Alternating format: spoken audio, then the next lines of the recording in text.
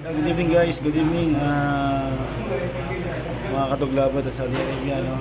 Dito po ako ngayon sa JFC, isa sa kami na masarap na brosteran dito sa Joguedo na malapit sa Lulu. Pero may pinakamasarapan na sa Joguedo Center at yung isa pa na sikat na restaurant, Albaik, pinakamasarap na brosteran. Ngayon, nakabili na po ako ng kamsa sa Karsan. Ayan.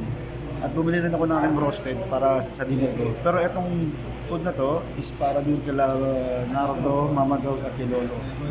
So, malamang gutom na yung tatlo. So, himay-himay ko lang para hindi sila mag-ano. Kasi si Lolo nandun sa kabila, na kay Lulu, sa asawa ni Lulu. At yung dalawa ay nandun naman. So, yan po. Himay-himay ko lang siya para at least mapakain natin. Yan na, prepare ko na yung pagkain nila Nardo, Mama Dog at Lolo. Ito po yung kay Lolo kasi hindi siya mahilig sa kanin, so separate siya, meron siyang chicken at konting rice. Kasi ito kay Mama Dog, yan. At kay Nardo. So yan, pupunta ko na sila, ready na rin po.